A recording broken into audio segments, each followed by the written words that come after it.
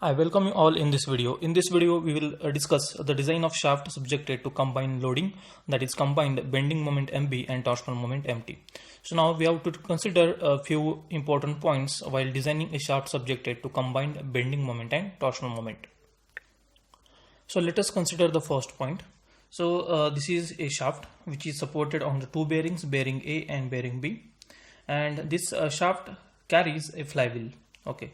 So this shaft is transmitting some power, so that means it is rotating, that means it is subjected to some torque.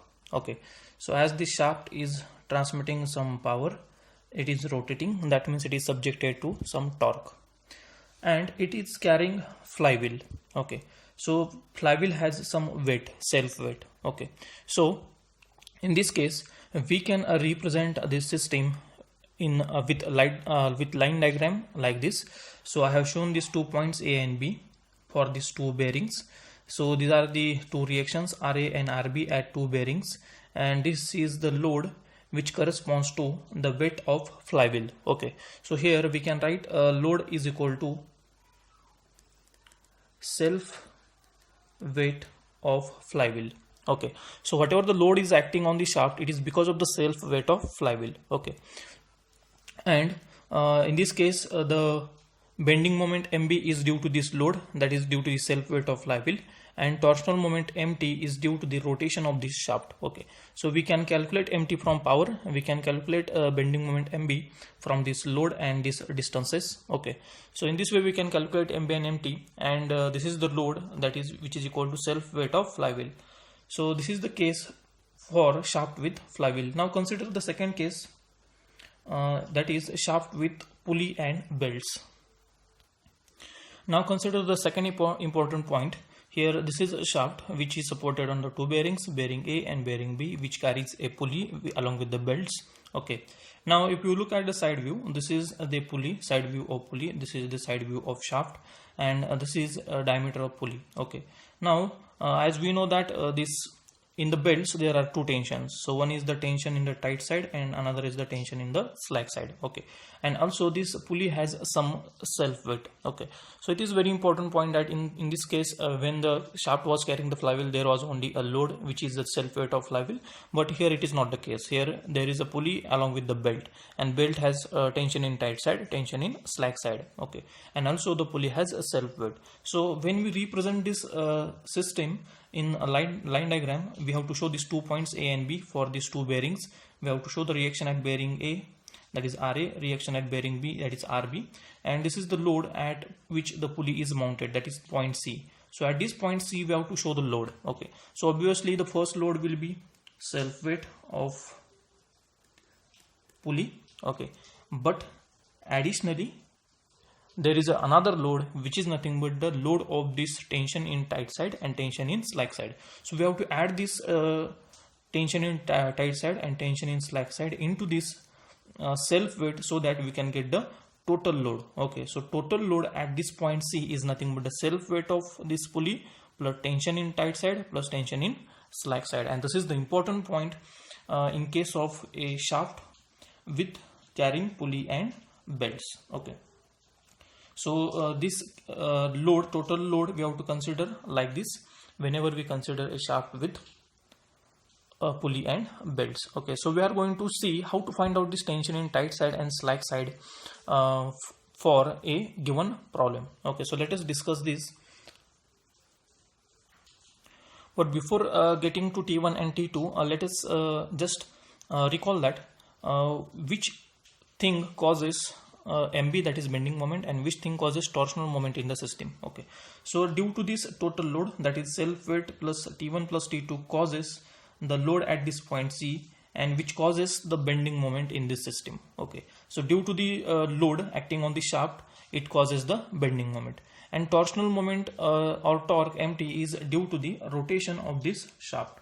Okay, so you should understand clearly that why this torque is here in the system. It is because the motor will be connected to the shaft at another end. Okay, and the motor is rotating, and because of the shaft is rotating. Okay, and as it is rotating, that means it is transferring some torque. Okay, so due to power, the torque is in this system. Okay, and the bending moment Mb is due to the load acting on this shaft. It may be due to the self weight of pulley and tension in tight side, tension in slack side, or only due to the self weight of flywheel. Okay. Now let us see how to find out this tension in tight side and tension in slack side, so that we can add it into the self weight and so that we can get the total load acting on the shaft. So there are two equations which are very important. Equation number one is Mt is equal to T1 minus T2 into a radius of pulley. Okay, so this is the equation number one. Now in this equation number one, this torque Mt can be easily calculated from the power. Already we have seen its equation. So that equation was like this: P in kilowatt is equal to 2 pi n Mt upon 16 to 10 raised to 6. So in almost every problem the power will be given. Okay, RPM n will be given, so easily we can calculate Mt. So we can put the value of Mt, which can be calculated from this equation. Now next, radius of pulley. Radius of pulley will be given in the problem. Either diameter will be given or directly radius of pulley will be given in the problem. So that can be also known to us in the problem. Mt can be calculated from the power. So only T1 and T2 is unknown in this equation number 1. But as in this equation number 1, both T1 and T2 are unknown. So this both unknown cannot be determined from this equation number 1 itself. So we have to use the another equation. That equation number 2 that can be used along with this equation number 1 is this ratio T1 upon T2, and this ratio is given by equation e raised to mu theta. I will write here theta star, because this theta is not the angle of twist, it is angle of lap or angle of contact or angle of wrap, which can be observed into the belt and pulley system. Okay, so you might have studied this belt and pulley system in basic mechanical engineering. So this is these are the two pulleys, driving pulley, driven pulley, and this is the belt. Okay, so now we know that this is the vertical axis of these both the pulleys, and this is for a bigger pulley, or generally this contact made by belt with the surface of pulley, the contact made by surface of belt with the surface of pulley is called as angle of contact. It is denoted by theta. So this angle of contact theta can be also known as angle of lap or angle of wrap or angle of contact. So these are the alternative words for this angle of lap or angle of wrap or angle of contact is nothing but the angle made by the angle subtended by this contact between belt and pulley. Okay, so this theta star is not the angle of twist, so I have explained this. Mu is the coefficient of friction. Okay, so from this we can get the ratio T1 by T2. Okay, so this mu, that is coefficient of friction, will be given in the numerical. This angle of contact will be given in the numerical, so you can easily determine this ratio T1 upon T2, and you can put this T1 in terms of T2 here. Either you can replace T1 in terms of T2, or you can replace T2 in terms of T1, and you can calculate T1 and T2. So this is the equation number 2 which can be used to find out T1 and T2. Okay,